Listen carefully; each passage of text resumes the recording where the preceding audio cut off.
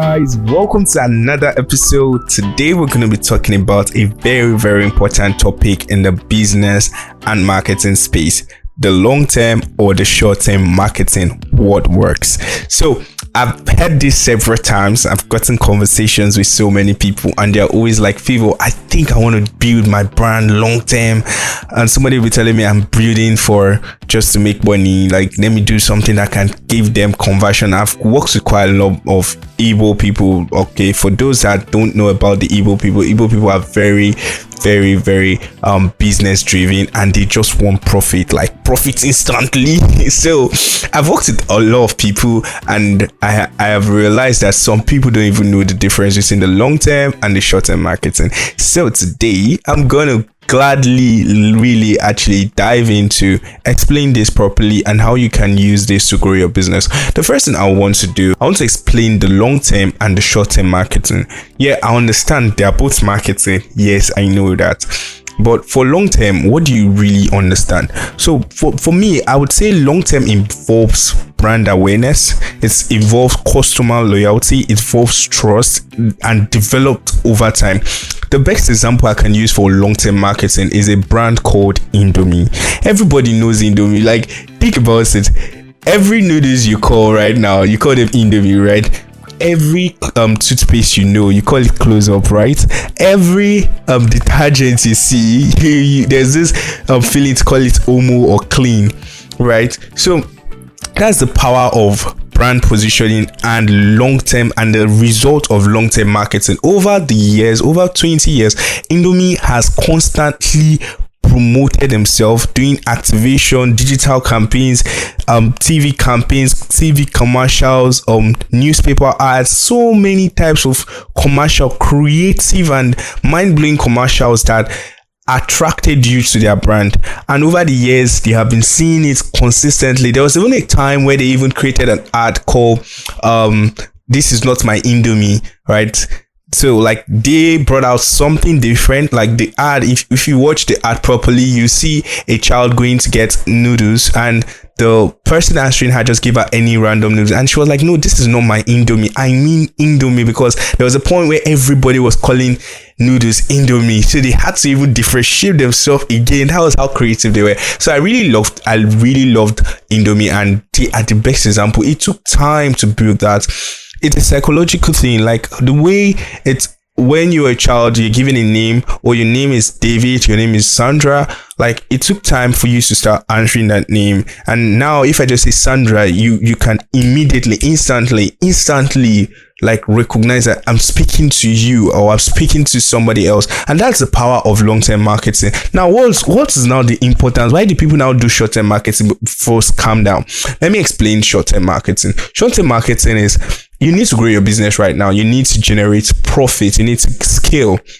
That's when short-term marketing comes in. So short-term marketing for me is that quick win.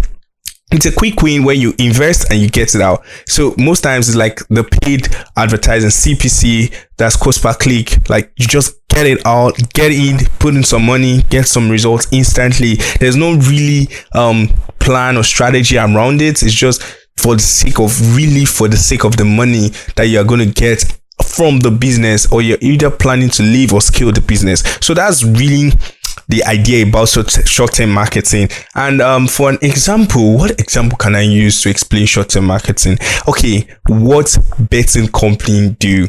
So the match you're going to be watching tomorrow, you're starting the ad today. Or probably if the brand is very creative and they have the fund, you should start seeing the ad like a day before. That's like 2 days before. So they're reminding you that, oh, this match, come and bet. You see it on bet platforms.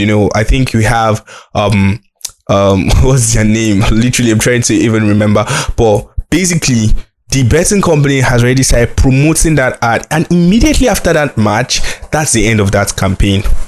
Do you understand? Because they wanted you to place a bet. They wanted you to bring in your money and place a bet, because they have studied you and they believe that, oh, this match relates to you, so they've started targeting you and they needed that money from you like ASAP. So that's why they do that. So the campaign is not for you to be a long-term But obviously, when you start betting over time, you get addicted to it. But aside that, it's supposed to just be do it now and forget. Looking at there's a period, very short period, and after the match, that's the end of that campaign. It's nothing really attached. It just had to end because the goal of the campaign is just for you to come and watch the boxing match, and for events and other things like that. You want to make quick sales, special offers, and those are the ideas behind short-term marketing.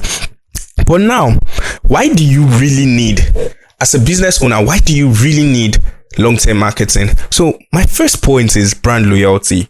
Like, you don't buy brand, you can't buy brand loyalty. Like, that is so important that people think brand loyalty it's something you get in 2 days, in 3 days. No, it happened over a period of time, like a very long period of time, like 4 years, 5 years, 3 years, like that space, right? Consistently delivering in that, like in 3 years, like there's no way psychologically somebody will, like, if you are not around, they would wait for you. Psychologically, they are addicted to you because you have delivered on your promise over and over again. That loyalty is already there. They can't just, like, if it's not KFC, I'm not eating chicken. That belief that they have the best chicken, like there's a psychological thing. So many big brands have leveraged on it. KFC, Chicken Republic, over 20 years of delivering on the same promise over and over again. And other big brands that you know, Coca-Cola, Pepsi, like they have built this thing. They have built it. It took time, using different media, consistently doing their marketing, consistently leveraging on influencers, consistently using your favorites, the people you call your fave. Are you getting? So for a small business owner or a medium scale business, how do you now get brand loyalty? For me, if you ask me, I'll tell you that you have content. The best way to build that for SMEs, for medium scale business, is to use content, just leverage on media. Create as many contents as you can, because that is the only way they can see you more. And when you create as a business owner, not as a content creator. Create as a business owner that your content revolves around the problem you're solving, right? The solution you've offered, and people who have used your solutions. So now it's no more an assumption thing or something they will just pre-assume that, oh, she does this.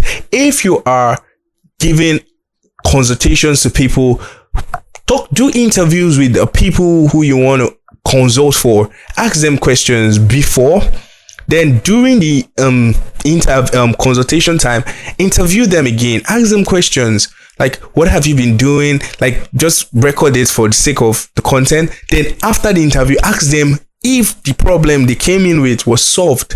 That way, one, you have built so much integrity around your brand. And the same thing, if you're a medical practitioner, brand loyalty takes time. If you create 50 of that video, now you are having not just fans, you're having people who believe that, no, there's no one that can do it like you. If you're selling shoe and every time people are testifying for you, you create videos around that, you create posters, you create carousels. Social media is the easiest way for an SME or a medium scale business to get brand loyalty. You don't have to use the biggest influencer. Using influencer is actually a form of short-term marketing, not even long-term, because it's just a transfer of trust for a period of time, because that influencer is not the face of your brand. It's not your brand ambassador. It's only when that influencer is your brand ambassador, that's when you can say that I'm going to get this influencer, or the trust from the influencer can easily move to your brand. So aside that, forget about it. Just forget about it and heavily build on your content. And if you have the money, you can promote to reach more people, or boost your campaign and boost your content so you can reach more people and reach a wider audience, because sometimes the algorithm might need you to do that. So the next thing you want to do, it actually increases your CLV. That's your customer lifetime value. Like, that's for long term. Now, a customer can easily, when your brand loyalty is there, customer can easily want to work in and work out every time in your business. You just want to come in, get something, go out, come in again. They just love you. Like the way children love to watch Disney, they know that, oh, over the years, Disney has been dropping some amazing cartoon animations and they just love it. Like every time they are coming back from school, they're thinking about Disney, they want to watch Disney because over the years they have delivered. Now it's easy for them to purchase. If the network is down or you have not subscribed, they'll tell you, Mom, Dad, go and subscribe for us. And now think about if a big brand is doing that. Just think about it. Just for a moment, think about the psychology they're using right now for your kids. Now you apply it to your business. Build that strong brand loyalty in your dentist shop, creating over 50, 100 client reviews, content, your process, your procedures.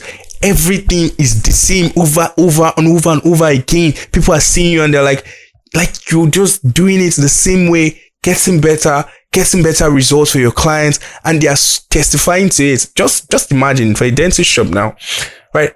It is easier for somebody that had worked with you before to recommend you. Not just recommending you, they can come back and work with you again.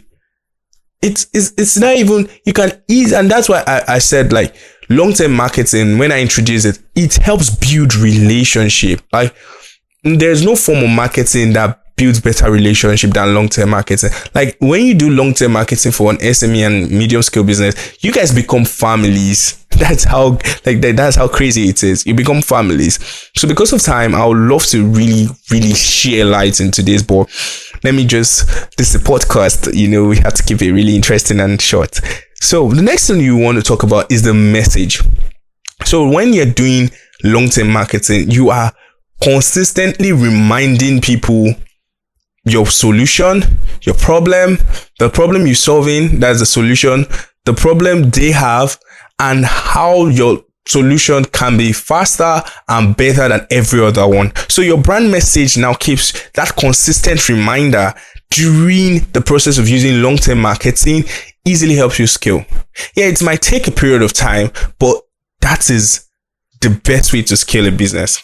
And Apple is the best example for this. Over the years, Apple has evolved, innovated, created new technology, created new ideas, transformed, moved, and every time they are always telling you that they are thinking about one thing: innovation, creativity, innovation, creativity. And the more they remind you of that, the more you see that in the solution they're offering. It's a psychological thing. If I tell you right now, like the way I'm speaking, I'm telling you that, oh, I'm a very, very dark boy. I always put on gray glasses. I have the chest of a baboon. Right now you are imagining, and your imagination is not working. You can agree to that, right? So, but if I just tell you that, okay, I'm a 6'9", tall, fair, and I like putting on red shirt, and also I love putting on baggy jeans, and sometimes I love my sneakers or Nike or Adidas sometimes. You can imagine me, right? And that's the same way when you tell people about your brand, they can reimagine, recreate, and repicture your brand, basically creating a clearer picture. The more I tell you about myself, the more that picture becomes clearer. Do you agree with that? So the more I keep telling you that my brand is the best dentist shop, my brand is the best shoe line you ever meet or come in contact with or come into business with, my brand is the best fashion industry, best fashion house in the industry. And I'm telling you this for years. Like every day you are seeing that every day. Subconsciously, you might not agree psychologically like your normal intelligence, but subconsciously, the more you get that information, you start agreeing. There will be a day that they would ask you which brand, which fashion house is the best, and you would actually subconsciously call my own brand. You actually subconsciously call my own brand, and that's because I've always been telling you this every time. You have been seeing it on Instagram. Every time you open Instagram, you're seeing it. Oh, the best fashion house. You're seeing it on YouTube, the best fashion house. You're going on the road, you're seeing it on Billboard, the best fashion house. Now it's just sync psychologically. You might not agree with it, yes, but psychologically and subconsciously, something you can't control has already agreed. And when that has happened already, I'm a winner. And that is a business strategy I believe any smart businessman can steal. So aside that, I can't talk about long term and put the light on long term and never share light on short term. So let me give you more light on short term. Short term is a very, very nice way to build businesses. Like, it's not a bad way, but it's a very fast way to get results. But sometimes, fast ways are not good ways, because sometimes it can come back to you and you realize that, was it a waste of money? But no, basically, when you need fast sales, short-term marketing works. You do Facebook ad, your Meta ads, your TikTok ads, those things, your Snapchat ads, and you start getting sales, start getting calls, start getting messages all of a sudden instantly towards that goal. But that's because you need it. And to me, if it's solving the problem, then it's working. So you also need to test it over a period of time, because sometimes you do your short-term marketing, this might not work today, but it's work tomorrow. Sometimes some people are not interested in Real Madrid versus Man U, but they will be very interested if it's Man U versus Man City. Depends on the condition again. But if you have built a brand, let me don't go back to long term, sorry. So let's stick to the short term. So it's actually capitalizes on trend. Short term gives you this trend vibe, like instantly do it, end it, do it, end it. Like the demand, it depends on so many conditions around it. Like, okay, what is trending right now? Use it, do it, use what is trending to optimize your content. Then after that, your content go down again in the algorithm. You look for the next trend to jump on, and sometimes it's really, really, really chaotic. Yeah. And to answer the question, is this going to be short term or is it going to be long term marketing? It depends on the business, your current condition of your business. Because if your business is about to die, I would advise you use short term to bring it back. Then when you have started making some revenues, start investing heavily on long term, because that is the way the brand will stay alive. So apparently, I'm sure you all have learned a lot from this episode. I can't share so much light on this, but I really want to keep this episode short and nice and interesting. So I would love you to keep your comments. Tell me what you think about the short-term and long-term marketing and how you want to implement it in your business. Until then, see you guys in the next episode. I'm your favorite host, Jatin, a professional digital marketer here in SoundClass. Thank you. See you in the next episode. Bye.